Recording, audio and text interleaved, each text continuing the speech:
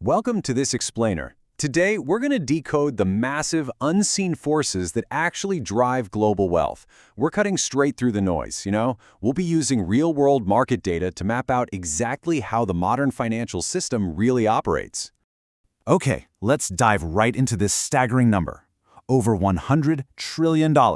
And honestly, that's a conservative estimate of the wealth moving through global markets today. When we talk about $100 trillion, we're not just looking at numbers on a screen. We are literally talking about the lifeblood of international trade, corporate valuation, government funding, and, well, the physical raw materials that actually keep the lights on around the world. So with all that massive capital flowing worldwide, it begs a really fascinating question. How is this gigantic ecosystem actually organized? Like, where exactly does all that money go minute by minute? From the outside, sure, it seems completely chaotic, but beneath the surface, it's actually governed by a strict interconnecting structure. To make sense of the whole shebang, we'll be exploring 4 distinct pillars today: equities, Forex, bonds, and commodities. And then we'll see exactly how they all collide in an interconnected ecosystem. Pillar 1. Equities, corporate ownership, and wealth creation. Now, for most people, this is the most famous driver of global economic sentiment, right? It totally dominates the evening news. And the sheer size of the equity market is mind-blowing. We're looking at a global market capitalization of roughly $100 to $120 trillion. This pillar is the absolute primary vehicle for corporate ownership. Whether you're looking at individual stocks, ETFs, or REITs, major exchanges like the New York Stock Exchange and the NASDAQ are essentially where the world goes to buy a piece of the corporate future. And with daily trading volumes ranging anywhere from $500 billion to $1 trillion, you get these constant real-time fluctuations. Just consider the S&P 500 sitting around 6,632, or the NASDAQ pulling back a little bit to around 22,105. These aren't just arbitrary dips. They are immediate, real-time reflections of exactly how investors are pricing corporate health and future earnings. Pillar 2. Forex, the currency battlefield. So if equities represent corporate ownership, Forex is the real-time battleground of national economies. And the absolutely crucial point here is that Forex is completely decentralized. Unlike the stock market, where there's a literal or digital bell ringing to open and close the day, Forex just keeps going. It operates 24 hours a day, 5 days a week. It is this continuous, highly liquid, fluid market relentlessly driven by macroeconomic factors. Think interest rates, geopolitics, and international trade policies. To put that scale into perspective, Forex is hands down the largest financial market in the world. It commands a jaw-dropping notional daily turnover of about $7.5 trillion. Yes, that is trillion with a T, changing hands every single day. The sheer volume we're talking about literally dwarfs the daily trading of the global equity markets we just looked at. You see, every currency out there, the US dollar, the euro, the Japanese yen, the British pound, they're all reacting instantly to international trade and central bank shifts. Currencies are the required lifeblood for literally everything else to function. I mean, you can't buy an international stock or a barrel of foreign oil without engaging in Forex first. Take the US dollar index, or the DXY, for example. It's climbing above that crucial 100 level, hitting 100.36. When the dollar flexes its muscle like that, it actively impacts major pairings. It pushes the euro down against the dollar, like we see with it sitting at 114. These fractional, minute shifts, they instantly dictate the profitability of global import and export businesses. Moving on to Pillar 3, bonds, financing the world. This massive debt securities market is basically the bedrock of global financial stability. While stocks are all about buying ownership, bonds are fundamentally about lending money. This is quite literally how the world finances itself. When you buy a bond, you are lending your capital to entities like sovereign governments, municipalities, or massive corporations in exchange for regular interest payments. The real core difference here comes down to risk appetite. Where equities offer that high-risk, high-reward ownership, bonds provide a much more stable, lower-risk lending mechanism. They're fixed-income assets. They act as these sturdy anchors when the higher-risk stock market starts getting a little too volatile for comfort. And remarkably, even though stocks get all the flashy media attention, the bond market actually dwarfs the equity market in total size. It's sitting at an estimated $130 to $140 trillion globally. With over $1 trillion traded daily, it's the quiet giant of the financial world. It dictates everything from your local mortgage rates to the funding of massive sovereign infrastructure projects. If we consider the current U.S. Treasury yield curve, pay close attention to the 10-year yield sitting at 4.285%. These tiny little basis point shifts are incredibly powerful. They literally dictate the baseline cost of borrowing money worldwide.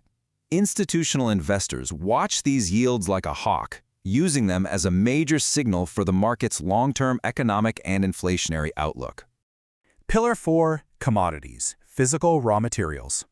Here we are dealing with the tangible, physical goods that actually power, build, and feed our global societies. We're talking about a multi-trillion-dollar global exposure across energy sources, metals, and agriculture. With hundreds of billions traded daily on exchanges like the Chicago Mercantile Exchange, this market sets the baseline costs for global industries. And crucially, investors heavily flock to commodities, especially precious metals like gold, as a primary hedge against inflation. It's absolutely fascinating to see how these raw materials are priced in real time by institutional traders. It's an intense, super fast-moving market.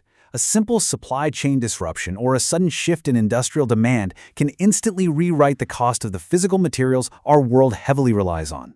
For instance, look at WTI crude oil prices jumping over 3%, pushing right up against that psychological $100 mark, and Brent oil is already past it. Meanwhile, safe haven assets like gold are pulling back slightly to around 5,061. This raw pricing data, it's basically the canary in the coal mine for consumer inflation.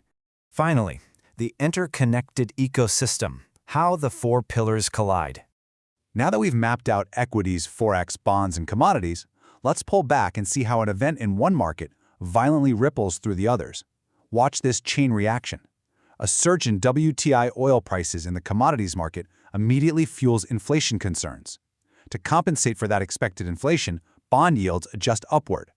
Then, as those U.S. yields become more attractive, global capital flows right into the U.S. dollar, driving the dollar index up past 100 in the Forex market. Boom! One physical supply shock literally cascades through trillions of dollars of global assets in real time. And that brings us to the ultimate takeaway. As you navigate the financial news and watch global policy shift, ask yourself, how are the daily movements across these four pillars, equities, Forex, bonds, and commodities, quietly reshaping the global wealth ecosystem right now? Which of these pillars will drive the next great transfer of wealth? Because understanding the structure, it isn't just about reading charts, it's about seeing the hidden gears turning the world. Thanks for joining me on this explainer, and definitely keep an eye on those markets. Welcome to this explainer. Today we are embarking on a really massive journey. We're going to climb the ladder of global financial markets, starting from the highly visible, familiar digital frontier, and working our way all the way up to the staggering, honestly almost incomprehensible scale of a quadrillion-dollar ecosystem. It's a wild ride, and understanding this scale completely changes how you view the global economy. So, just how big is this system? Let's dive into it. Humans naturally struggle to comprehend the massive difference between a billion, a trillion, and a quadrillion. Our brains just aren't wired for it. Think about it like this. 1,000,000 seconds is about 11 days. 1,000,000,000 seconds is over 31 years. 1,000,000,000,000 seconds? That's over 31,000 years. So when we talk about financial markets scaling from the billions into the quadrillions, we're talking about exponential, universe-sized leaps. Throughout this explainer, we're going to anchor these market sizes together so you can actually visualize where the world's money is truly sitting. Here is the ecosystem we'll be exploring today. Number 1, the crypto frontier. Number 2, private capital and startups. Number 3, short-term money markets. Number 4, the real estate behemoth. And finally, number 5, quadrillion-dollar derivatives. Let's start with topic 2, the crypto frontier. These are highly volatile 24/7 digital markets. Beginning with our baseline, we enter the fast-paced, always-on world of digital, decentralized assets, things like Bitcoin, Ethereum, altcoins, and stablecoins. Now, while a $1 to $3 trillion market size sounds massive to you and me, in the grand scheme of global finance, this is actually the smallest rung on our ladder. With daily volumes hovering around $50 to $150 billion, this space is driven heavily by speculation, blockchain innovation, and rapid adoption. It is incredibly loud in the news cycle for sure, but fundamentally, it's just the tip of a financial iceberg. You can really see the sheer volume of retail speculation driving this market just by looking at community adoption. I mean, we're looking at over 6.1 million members in the main cryptocurrency subreddit alone, and millions more dedicated specifically to Bitcoin and Dogecoin. It perfectly captures the retail-heavy nature of this space. Millions of unregulated community members are tracking highly volatile prices daily, trying to predict trends in a market that literally never sleeps. Moving on to topic 3, private capital and startups. This is all about investing in non-public companies. As we move up the ladder of scale, we leave that retail-heavy digital realm and enter the exclusive, highly illiquid world of private markets. Here we see a massive leap in size to roughly $10 to $15 trillion. This represents long-term capital tied up in private equity, startups, and venture capital. Unlike the crypto markets where assets change hands in milliseconds, transactions here are slow, deliberate, and focused entirely on investments in non-public companies.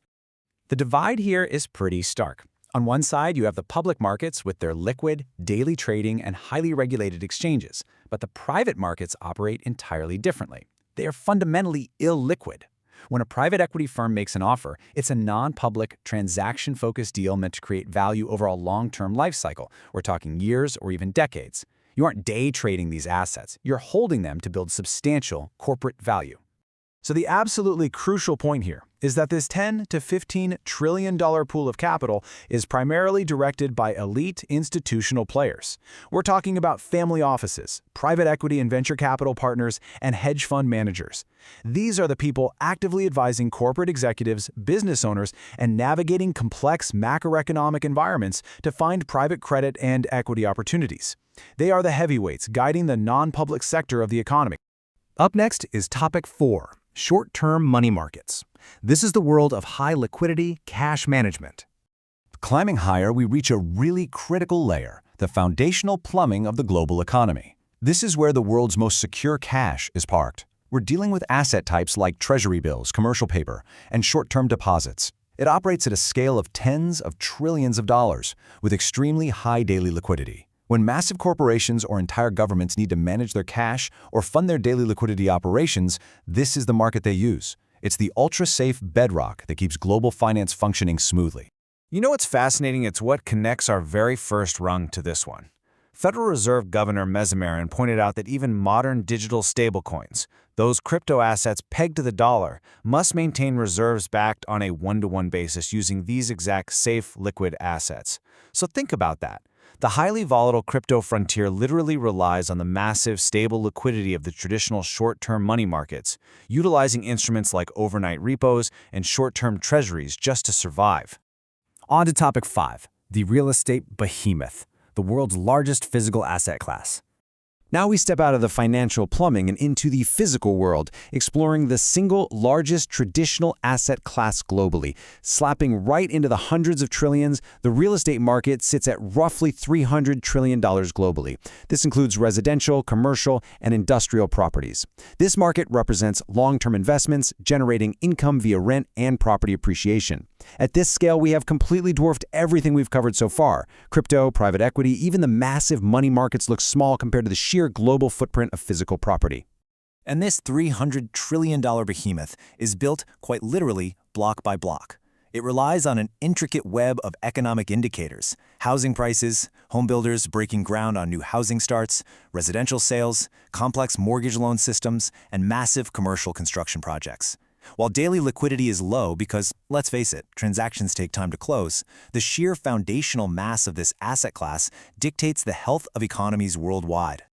Finally, topic 6, quadrillion-dollar derivatives, the ultimate financial web.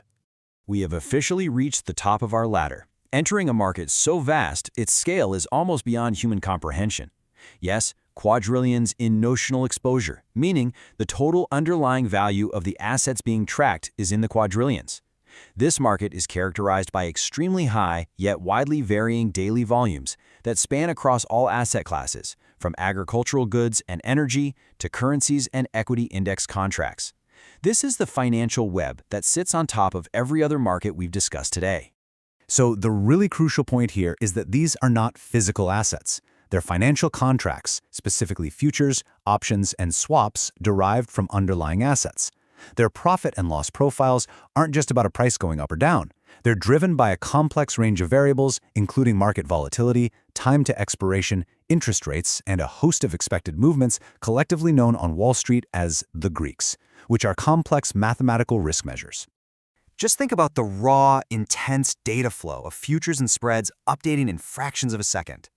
This isn't retail traders on a subreddit. This is pure, highly regulated institutional flow on major exchanges like ICE. It's the ultimate representation of how global institutions manage vast exposure, using intense math to calculate the relationship between a current futures price and an option strike price. But behind all that math, the core purpose of this quadrillion-dollar market is actually pretty simple: risk transfer. It allows global players to seek protection. Think about an importer who is at risk if the dollar falls. They can acquire a short futures position to offset that risk. Conversely, an exporter can go long. This market exists to allow global institutions, corporations, and governments to hedge their bets and manage their exposure against a volatile world. It's essentially the ultimate insurance policy for the entire global economy. Well, we've climbed from the volatile, retail-driven $1 trillion crypto frontier right through private capital into the secure plumbing of money markets, past the $300 trillion real estate behemoth, all the way to the quadrillion-dollar web of derivatives. As you reflect on this staggering scale, I'll leave you to ponder this. In a system this deeply interconnected, where the smallest rungs rely entirely on the largest, where do you see the real power, the greatest opportunity, or perhaps the greatest systemic risk? Thank you for joining me on this explainer, and keep questioning the scale of the world around you. I'm Mike. Thanks for watching. If you found this helpful, hit subscribe and turn on notifications so you don't miss the next video.